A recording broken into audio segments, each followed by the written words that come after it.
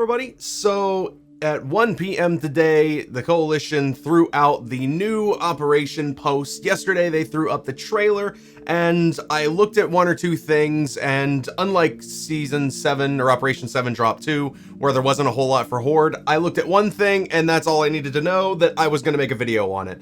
I'll go through a little bit of everything, but of course, the PvP stuff and stuff that isn't my lane, I'll let to the people that are in said lane. So any PvP stuff I'll just kind of look at and go, oh neat, and we'll take it from there. If you haven't checked the trailer already, it's cool, and I love the artwork. Oh my god, it's so solid. As far as the characters that we're getting in Bernie, which I am always glad for. She was one of my favorite characters, and also in the book she has a pretty huge role, or at least in the initial 5 books she has a pretty solid role.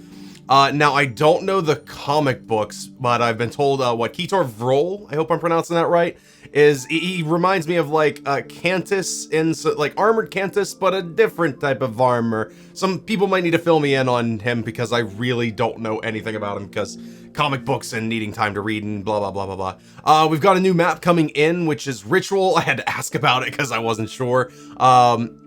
But it seems to be based off of that same area where the Wakatu is, and yay, maybe that means more Wakatus, because we all need that.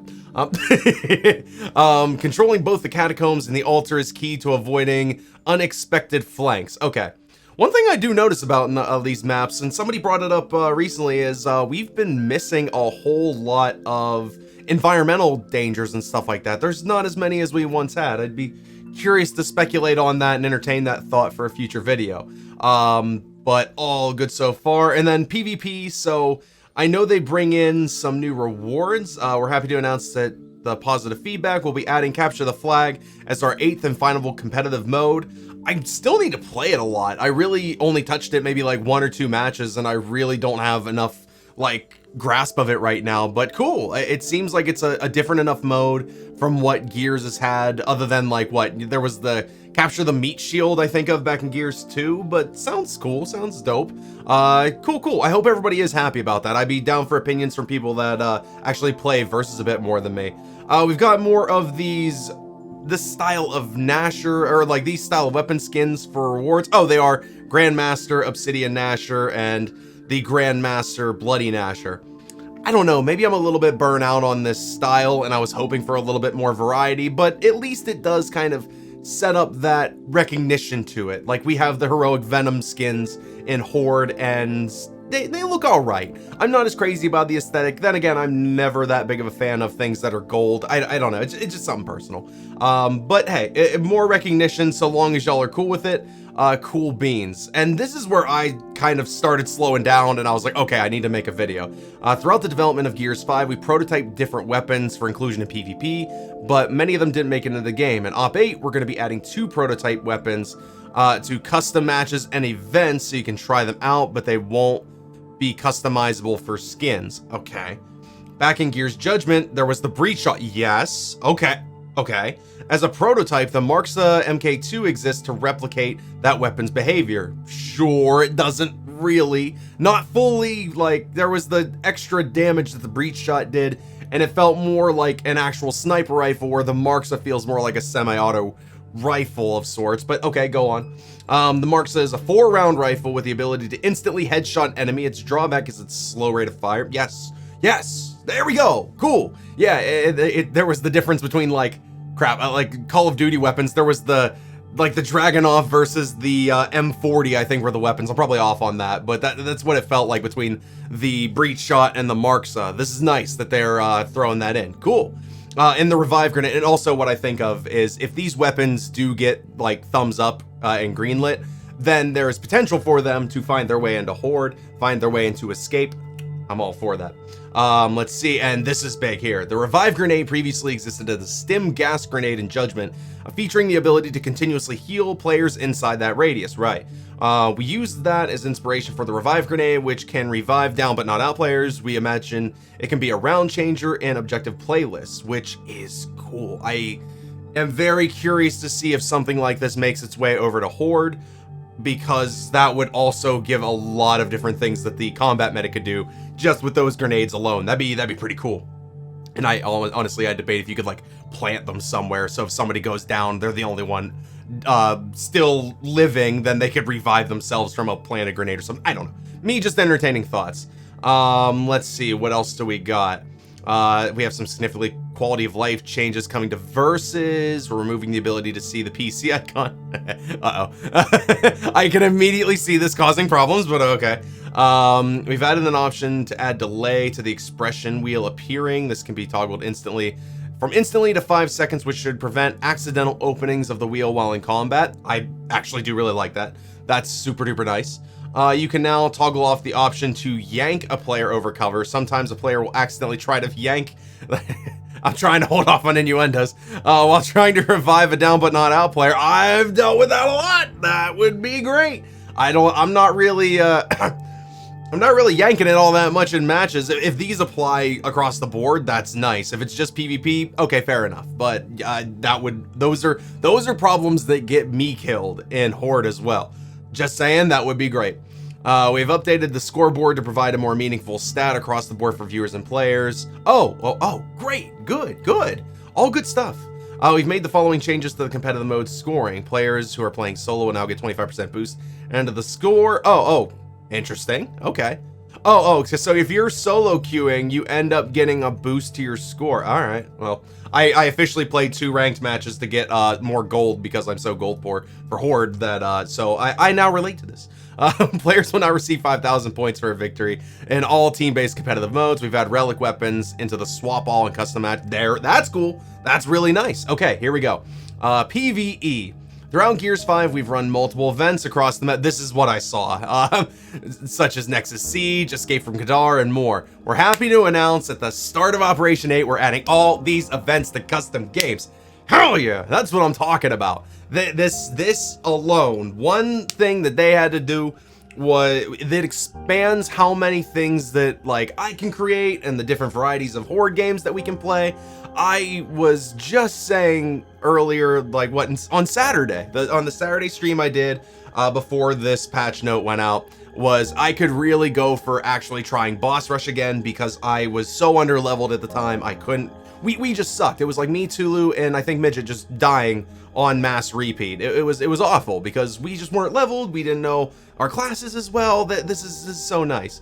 So boss rush, Kadar, Horde Mania, Horde Roulette, Jingle Juvies, Madman's Monsters is one that I'm missing.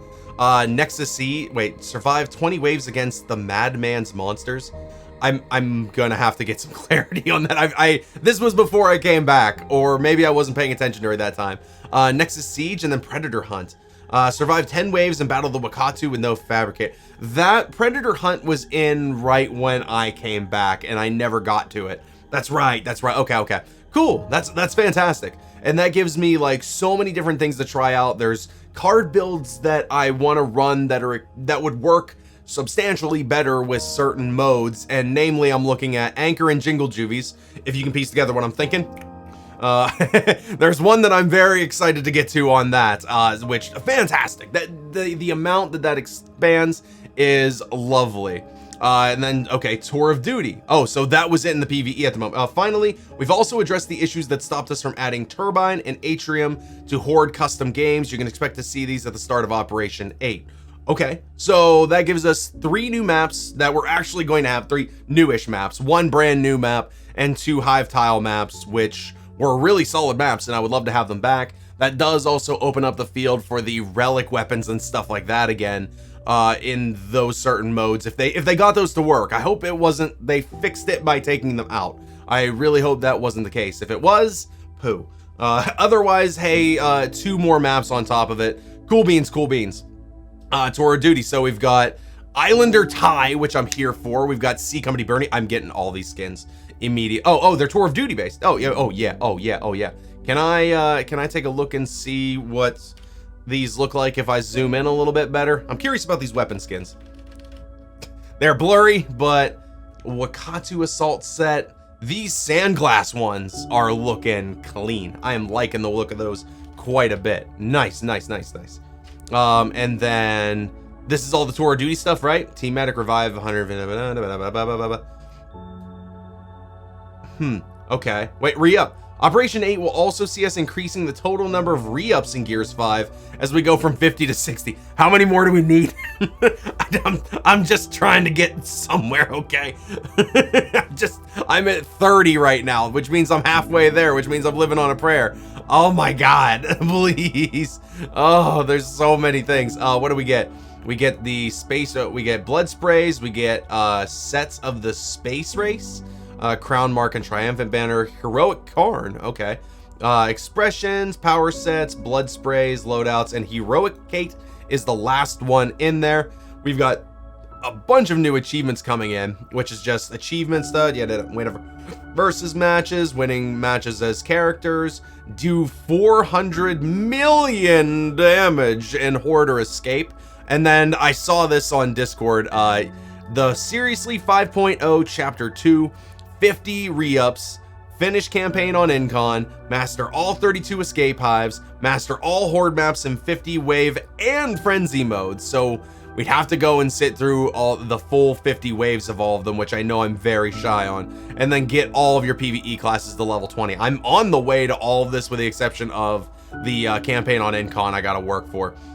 XP event. To celebrate, we're happy to announce that Friday, August 6th to Monday, August 9th, we'll be running a triple XP boost event, which will also include character XP. Nice. Maybe I can finally get my striker to level 20. So I actually didn't get a whole lot. We didn't get a whole lot as far as Horde goes. Not bad though. I mean, for what it is, it was something that we were very much actively talking about on mass repeat. I mean, I can think of just about every Horde creator that I was like paying attention to was talking about trying to get modes in private. And I know I also heard a lot about getting modifiers in, which would be exciting if we get that too. Given I am going into this last operation with like as low or minimal expectations as I can, mainly because maybe I'm looking at how things were on Gears 4. The landing doesn't always get stuck. I think of, or it wasn't the end of operations in Gears 4, it was the end of the season pass content, and the last two maps we got were Harbor Haze and Lift Apex, yeah, which is now just Lift, but the Harbor Haze one was the one I think that hit the most. And then like after that the season pass was done, and I remember that being like just the big pain. But this is something that even though we didn't get like I didn't expect them to have a whole lot of adjustments to be made on the front of the classes. Most of them have a lot of their stuff taken care of. Otherwise, I think there's big project reworks in mind. Namely, I'm wanting to talk about how some cards for certain classes are like pointless or very counterintuitive or just like downright, I mean, stupid. I'm looking mainly at the main one I think of as Parting Gift on the Robotics Expert. Like, if anybody is actively using that card in their main roulette, their main wheelhouse of cards, let me know how you play, or like send me some clips, because I would love to know how that works. There's a few classes, a lot of them have a few cards here and there that are pointless. They're counterintuitive, just some things didn't work that I would hope to see. Maybe we'll see it in Operation 8 Drop 2. Wouldn't mind trying to see all the modifiers come back, of course, because I would like to be able to flex them out as we see fit. Like I said in a few different discussions, like imagine going a full match with all freezing enemies and just torturing yourself because we all hate each other. Or imagine going like an all fun route where you end up having like, you know, confetti shots, zero gravity, triple headshot damage, triple melee damage, and like all of the super friendly and instant reload or something like ungodly stupid like that. Just to have fun and do an easy peasy lemon squeezy match. I know I can see how that would get exploited while you're at it too, and I kind of get why it might be held off. But something I would like to see if we are setting sail on the new operations and just coasting on general new content until Gear 6 or until, you know, hashtag Phoenix Collection comes out or what have you. But this is definitely one of the big things we were hoping for, and we got it. So I'm happy about that. Cool beans. Hope to see more, but then that's probably going to be for Operation 8 Drop 2. We will do with this as best we can. That gives us a heck of a lot to run with, because I'll probably do a few videos of just standard match uploads for each, do a few boss rush, flex out Kadar a little bit better, because I only did like, what, one video on that? maybe do a couple more manias, a couple extra roulettes, so on and so forth. And it does take the pressure off of me trying to rush out Horde roulette videos as well. Which I gotta say, roulette was definitely one of the more fun modes that we've gotten in. There's a lot of discussion, and I want to do some like review content and stuff like that for these events as well. So this gives me the ability to open that floor up for as long as we can get matches rolling of them. So I'll take this as a W. I was kind of surprised after I saw this one big thing. I thought there was going to be more, but I missed that. But either way, it's cool stuff nonetheless. I mean, if we get the breach shot, and like if breach shot is getting tested out in versus and the stim grenades are getting tested out in versus, there is that potential for them to get tested out in co-op and PvE modes, which is exciting. New skins are cool. The new map, I always am looking forward to new maps, which is great. And Bernie's back. I love Bernie so much. Not too bad, not too bad. I could always hope for more on the front of Horde and Escape, but hey, we will take what we get. And that'll do it. That'll do it. Also, I'm going to go ahead and do my shameless where, for all the sake of promotional stuff, I go and just save all these pictures. Don't mind me just grabbing all the free stuff. But thank y'all for watching. If you enjoyed this video, go ahead and give it the thumbs up, do the like, sub, bell stuff, and, you know, all that helpful stuff that helps the channel out. Let me know what you thought of the Operation 8 drop. I'd be curious to see where y'all are hoping this ends up going, or what we might end up seeing for the last operation. This is it. This is freaking it. So I'm gonna stay optimistic. We're gonna see what we can do. And until the next video, stay thirsty, my friends.